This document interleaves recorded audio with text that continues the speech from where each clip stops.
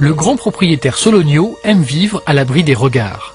Et comme les panneaux dissuasifs ne suffisent pas toujours à éloigner le promeneur, chaque nouvel arrivant installe sa clôture, comme l'a remarqué Michel Clergeau, qui préside l'association pour la défense du patrimoine de La Ferté-Saint-Aubin.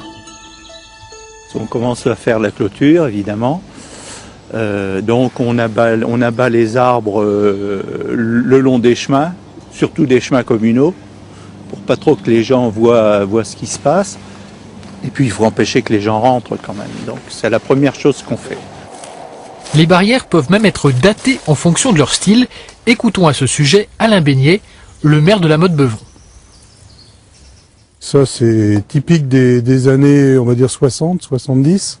C'était la matérialisation de la propriété privée, c'était repéré dans un univers végétal, comment on rentrait dans une propriété, où on était dans une propriété privée. Puis un peu plus loin, vous avez quelque chose qui n'a pas abouti, mais qui était un projet de clôture. Ça, c'est la nouvelle version, années 70, 80, et jusqu'à maintenant, et avec une hauteur variable selon ce que le propriétaire voulait affirmer, quoi. Pour comprendre la Sologne, il faut en fait l'observer vue du ciel. On découvre alors une zone boisée de 500 000 hectares où 95% de la population se concentre sur 5% du territoire. Le reste appartient aux grands propriétaires privés, comme la famille Bouygues qui possède 2 domaines, l'un à La Ferté-Saint-Aubin, l'autre à Vannes-sur-Cosson. Pas très loin de chez eux, on trouve le créateur des assurances AXA, Claude Bébéard. La famille Sédou, propriétaire des cinémas Pathé, est installée à Saint-Viâtre, l'industriel Olivier Dassault à Salbris, le patron des sucres Béguincé à Pierrefitte-sur-Sauldre. Côté politique, l'ex-ministre Michel Barnier réside à La Ferté-Saint-Aubin, la famille de Valéry Giscard d'Estaing à Salbris et Christophe de Chavannes, lui, chasse à Neuvy-sur-Barangeon.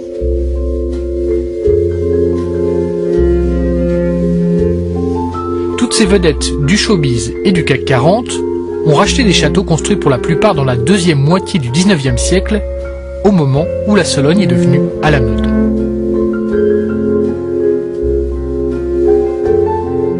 Au moment où Napoléon III s'est intéressé à la Sologne, c'est là où on est basculé dans la chasse vraiment mondaine, quoi. C'est-à-dire qu'il fallait avoir, quand on était un capitaine d'industrie, il fallait faire comme l'empereur, avoir sa propriété en Sologne. Avant cette colonisation, il existait déjà quelques familles historiques en Sologne, comme la famille Durand des Aulnois qui possède des résidences secondaires autour de La Ferté-Saint-Aubin depuis plusieurs générations.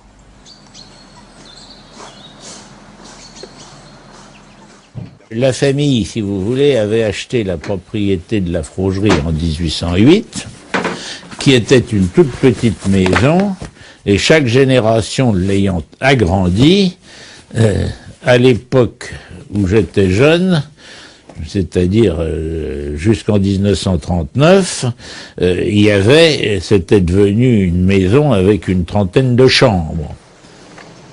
Dans cette famille, on est propriétaire de père en fils et le fauteuil de maire fait aussi partie de l'héritage. Gilles Durand des Aulnois a dirigé la commune de Ligny-le-Ribaud pendant plus de 30 ans, à la suite de son arrière-grand-père, son grand-père et sa mère, une fonction qu'il a exercée à temps partiel car en semaine, il dirigeait une grosse étude notariale dans le 8e arrondissement de Paris. Comme j'étais maire de Ligny-le-Ribaud, c'était très simple. Je partais de Paris le vendredi à midi. Ma femme me faisait manger des sandwichs dans la voiture pendant qu'elle conduisait. J'arrivais ici. Le vendredi, il y avait des réunions de maires, des réunions, tout ce que vous voulez, les conseils municipaux. Et le samedi matin, je faisais ma permanence à la mairie. Toujours parisien en semaine, monsieur Durand des Aulnois est là chaque week-end pour l'entretien de sa propriété. Les œillets d'Inde, il faut les enlever. Voilà. Et voilà, il faut les enlever partout et vous voyez que ça peut se faire qu'à la main. À l'époque où la fonction de maire était moins prenante qu'aujourd'hui, les Solognos ont souvent élu des grands propriétaires pour les représenter. Comme Geoffroy de Moncuy, ancien maire de la commune de Tigy, ses ancêtres sont installés au domaine de la Matelière depuis le XVIIe siècle. Cette propriété était assez importante et au fil des générations, elle a été morcelée par les divisions habituelles au moment des mutations. Et voilà. Et donc maintenant, j'ai tout autour beaucoup de cousins qui ont des parcelles et des maisons qui correspondent à l'ancienne propriété familiale originelle. Geoffroy de Moncuy a aussi hérité d'une immense propriété forestière grâce aux effets de l'amendement Monichon. Cette loi permet aux héritiers d'une exploitation forestière de n'être taxés que sur un quart de sa valeur. Souvent remise en question, elle a survécu à toutes les majorités parlementaires. Alors, c'est vrai que comme toute loi adaptée à une profession, il peut y avoir des dérives. Si un riche industriel veut mettre une partie de ses avoirs un peu plus loin du fisc, il va acheter une propriété en Sologne ou ailleurs, d'ailleurs une propriété forestière, pour profiter de cette défiscalisation dans ce cas-là. On est d'accord. Mais est-ce que ça vaut le coup de remettre en cause un équilibre qui a été dur à trouver, qui remonte aux années 30 quand même, qu'est l'amendement Monichon, au prétexte que certains en abuseraient? C'est tout le problème. Jusqu'à présent, un lobbying efficace a conduit les parlementaires à opter pour le statu quo et la spéculation prospère. L'achat d'un domaine de Sologne reste un très bon placement financier. La plus-value est quasiment garantie. Pour apercevoir les grandes propriétés de Sologne, le meilleur moyen est de prendre de la hauteur. Nous survolons ici le vaste domaine de la famille Bouygues à la Ferté-Saint-Aubin. Au ras du sol, l'endroit semble parfaitement protégé grâce aux caméras de surveillance et grâce aux grillages installés sur plusieurs kilomètres. On le sent bien, M. Bouygues apprécie de mettre une certaine distance entre lui et ses plus proches voisins. Il y a quelques années, il a fait déplacer le terrain d'accueil des gens du voyage de l'autre côté de cette route, car il trouvait l'emplacement initial trop proche de son entrée. Le domaine de Fontenailles a été beaucoup goudronné et grillagé depuis son rachat par la famille Bouygues. Une évolution à laquelle a assisté Michel Clergeau, qui préside l'association pour la défense du patrimoine de la Ferté-Saint-Aubin. Il y a une quarantaine d'années, il a vu le château de beaucoup plus près car la propriété était autrefois traversée par un chemin communal que les prédécesseurs de M. Bouygues ont réussi à s'approprier. La commune a vendu, je ne sais pas pour quelle raison, ce chemin communal contre une petite carrière de terre rouge qui n'a jamais été exploitée. Et si ce chemin communal existait toujours, s'il était toujours communal, je pense que la propriété ne serait pas ce qu'elle est aujourd'hui. La famille Bouygues possède une autre propriété à Vannes-sur-Cosson où on retrouve les mêmes caméras et le même grillage. Dans ce village, la mairie n'est pas en conflit avec les Bouygues, mais avec un autre propriétaire qui s'est approprié un chemin communal. Donc voilà le bout du chemin qui est jusqu'à cet endroit-là incontesté. Et la partie suivante est contestée. Et le vrai passage du chemin ancien qui est contesté, c'est par ici sur le côté. Ce genre de conflit est le résultat de l'évolution sociologique des villages de Sologne. Autrefois, les grands propriétaires imposaient leur volonté à des populations en situation de dépendance. Ils sont maintenant confrontés à des néo-ruraux qui ne chassent pas et qui veulent profiter de la forêt autrement. L'idée, c'est de remettre un peu en état un certain nombre de chemins, c'est de les entretenir, en tout cas de les baliser pour que les randonneurs, qui sont de plus en plus nombreux, puissent en profiter. Il n'y a pas de champignons cette année, trop sec. Éviter l'arrivée des promeneurs et de touristes dans la forêt, c'est le souci principal des propriétaires de grands domaines de chasse. À Salbris, par exemple, l'industriel et député UMP Olivier Dassault utilise les services d'un grand cabinet d'avocats parisiens pour bloquer ou retarder la construction d'un village de bungalows pour touristes situé à côté de ces chasses. Mais à Salbris, le projet majeur, c'est cette plateforme logistique qui n'attend plus que les camions. La ville compte sur son développement pour recréer les centaines d'emplois perdus lors de la fermeture de l'usine d'armement Giat Industrie. Quelques propriétaires qui possèdent l'essentiel du territoire de la commune se sont ligués pour retarder son ouverture en déposant de multiples recours devant les tribunaux. Sur les 10 000 hectares de la ville de Salbris, toutes activités humaines confondues, on occupe 8% de ce territoire, 800 hectares. Tout le reste, c'est de la forêt, de la lande, du territoire de chasse. La chasse est un élément important de l'activité économique de la Sologne. Tout le monde en est conscient. Sauf que il n'y a pas que la chasse, et qu'ici, il y a un territoire, le territoire sur lequel vous êtes d'ailleurs aujourd'hui, c'est un territoire industriel depuis fort longtemps.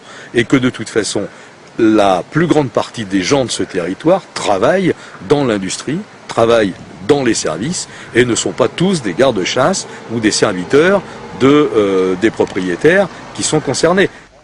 Alors que la plateforme est toujours bloquée, plusieurs centaines de personnes ont déjà contacté la mairie pour solliciter un emploi sur place. En plus de ça, les finances de la commune sont dans le rouge et la rénovation d'équipements collectifs tels que la piscine est retardée. Lorsque nous disposons d'un mandat, nous faisons des projets. Ces projets, notamment celui de la piscine, s'inscrivaient dans un calendrier qui était lié au développement de ce site. Le site ne se développant pas, les ressources n'arrivant pas, je ne peux pas non plus mettre en œuvre la piscine, qui est un besoin évident. Ces prochains mois, la ville de Salbris devra consacrer une partie de ses ressources à ses frais de justice, car tous les recours n'ont pas encore été examinés, et les investisseurs, eux, risquent de s'impatienter et d'aller voir le grand gibier prolifère. L'agriculteur est devenu une espèce rare en Sologne.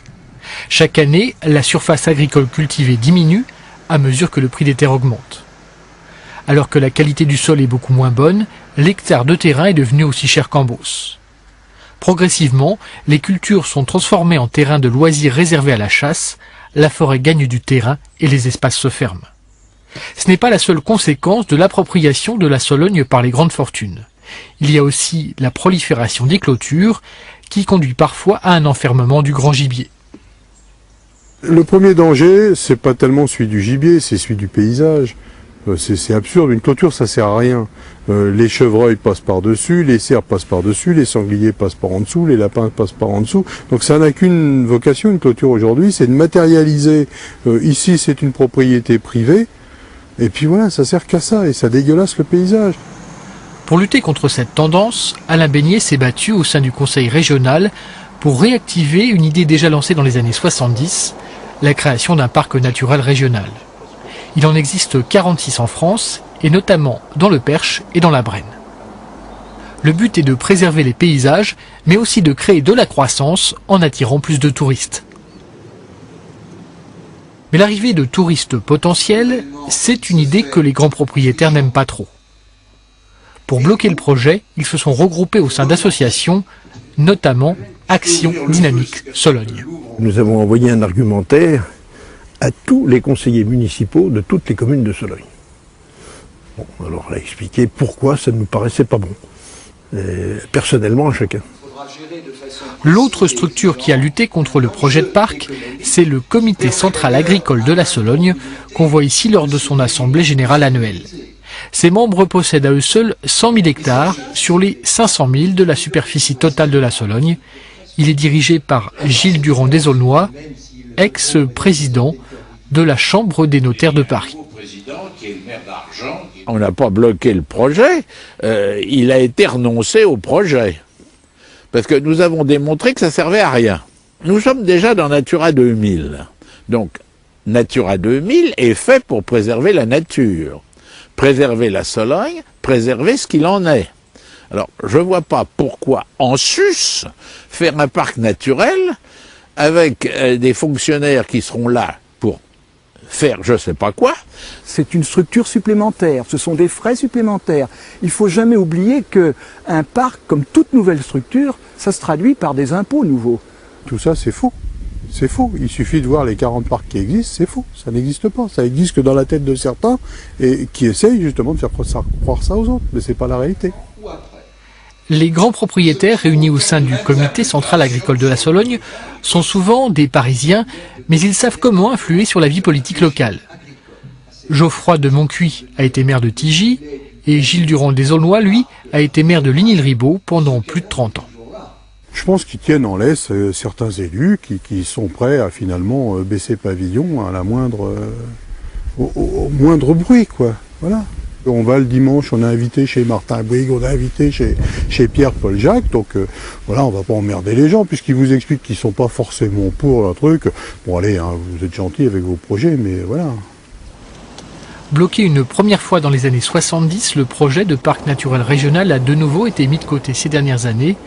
Il n'est pas certain que la prochaine majorité élue au conseil régional souhaite à nouveau se lancer dans cette bataille. La commune de Vannes-sur-Cosson est actuellement en conflit avec un grand propriétaire qui a annexé un chemin communal. Elle entretient par ailleurs de bons rapports avec les autres grands domaines, notamment celui de la famille Bouygues. Le fondateur du groupe, Francis Bouygues, faisait partie des figures locales dès les années 60. Ils venaient voter, et puis ils venaient faire leurs courses à l'époque, parce qu'il y avait un peu plus de commerçants que maintenant. Donc ils venaient s'approvisionner, et puis non, il n'y a pas de problème. À chaque fois qu'il y a une fête à Vannes, eh bien, Madame Bouygues, maire, participe aux cadeaux et aux invitations que l'on fait aux personnes âgées.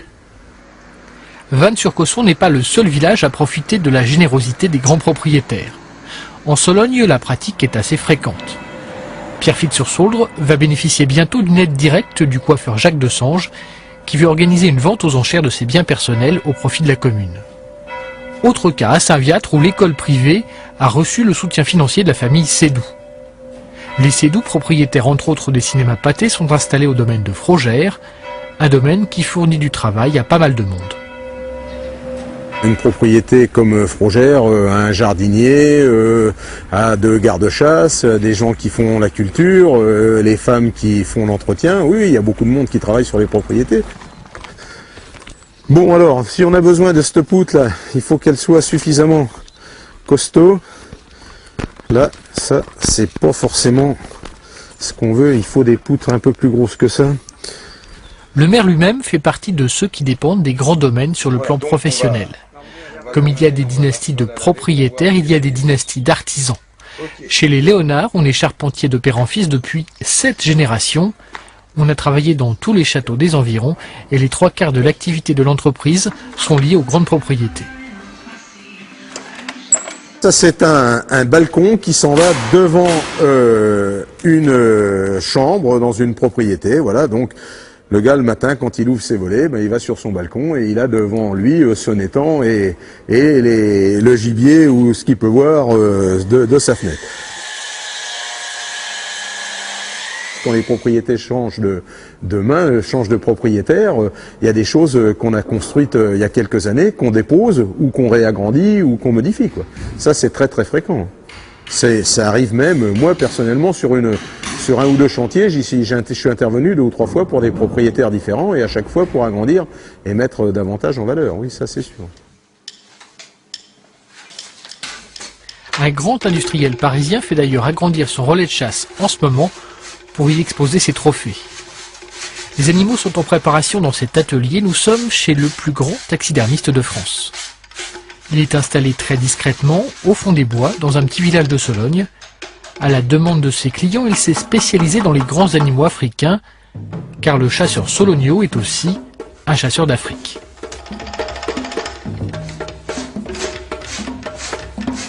Le carnet de commandes est plein et il faut attendre de longs mois et dépenser plusieurs milliers d'euros pour profiter de son lion, son léopard ou son rhinocéros. La Sologne est la région de France où on trouve la plus forte concentration de taxidermistes. Grâce à la chasse, on y trouve aussi beaucoup d'artisans du bâtiment et plus de restaurants que dans la moyenne des campagnes françaises. À La Motte-Beuvron, le grill des Ronds Blancs vit grâce à la clientèle des chasseurs parisiens.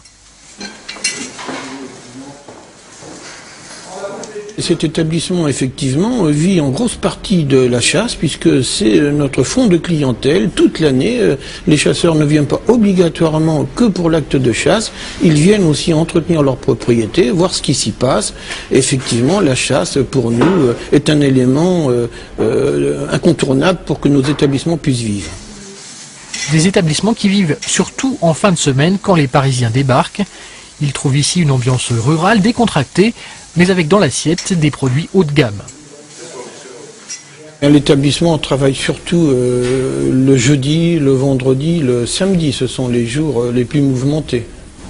Quel type de clientèle qui arrive le jeudi alors ? Eh bien, ce sont surtout les hommes d'affaires qui chassent les grosses chasses, c'est surtout le vendredi aujourd'hui. Il est difficile de savoir précisément ce que la chasse rapporte à la Sologne.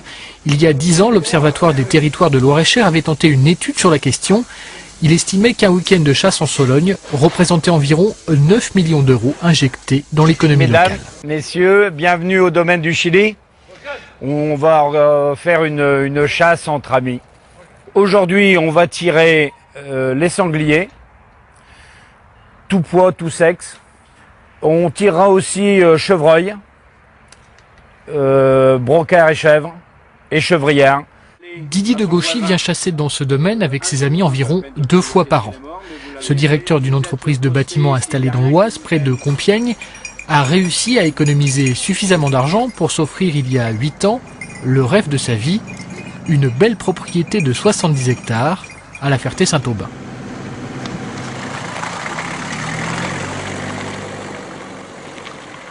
C'était un petit peu un rêve d'enfant, hein. La Sologne, la chasse, c'était un rêve que j'ai accompli, quoi, en fin de vie de travail. Ça fait longtemps que vous y pensiez ? Ah oui, c'était, bon, je n'osais pas trop y penser, et puis j'ai cherché pendant au moins 5 ans, en venant des week-ends complets, en visitant des propriétés, et puis celle-ci, c'est la première que j'ai vue.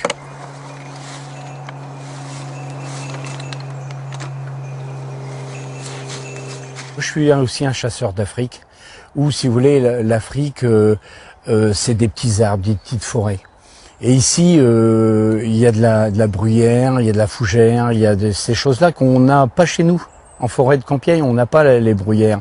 Et donc, ici, marcher dans la bruyère, pour moi, c'est comme si je marchais en botte sur de la moquette. C'est extraordinaire.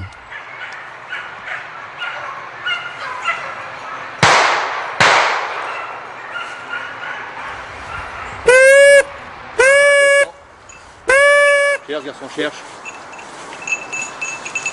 200. Attention, Bernard, calme là, parce qu'ils vont se battre. C'est bien, mon chien. Allez, assis. Assis maintenant et on ne bouge pas. C'est bien, mon lapin. Il est gentil, ce chien. Oh, il est gentil. Ah, mon garçon. Oui, mon garçon. Laisse-le. Il est très gentil. Pour ceux qui la possèdent, la Sologne est aujourd'hui un vaste terrain de jeu. Un terrain de jeu qui coûte cher. Selon les notaires, en moyenne, un beau domaine, plus grand que celui-ci, se négocie entre 2 et 5 millions d'euros. Il faut ajouter à ça les frais liés au personnel, entretien, gardiennage et garde-chasse. Ici, le garde-chasse n'est pas logé sur place comme dans les plus grosses propriétés. L'avantage, c'est le logement, c'est voiture de fonction. Après, il y a, on va dire entre guillemets, la pièce de garde lors des belles chasses. Et après, les salaires varient vraiment, c'est du privé, donc suivant le patron, suivant comment c'est négocié. Il n'y a pas de salaire fixe, on ne peut pas dire un gars gagne le SMIC ou bien gagne 5 000 euros, on ne sait pas quoi. Le jour où nous avons suivi cette chasse, le gibier n'était pas vraiment au rendez-vous. La seule prise réalisée a été ce jeune cerf. Avec un domaine encore plus vaste, le bilan aurait été meilleur, et c'est justement le but de Didier de Gauchy qui souhaite s'agrandir, comme beaucoup de grands propriétaires soloniaux. Si je pouvais grappillonner un petit peu, et que mes moyens me le permettent, je pense que j'aimerais bien acquérir quelques hectares en plus. On a l'écoute aussi des voisins, des agences immobilières, des amis qui sont aussi au niveau de la Ferté, la Motte-Beuvron. Vous voyez, et puis des fois on entend parler que éventuellement il y aurait peut-être quelque chose à vendre ou une famille en indivision par exemple. Au fil des successions, les grandes familles originaires de Sologne sont devenues plutôt rares aujourd'hui. La majorité des propriétaires est constituée de Parisiens. Un domaine de chasse change de main environ tous les 10 ans.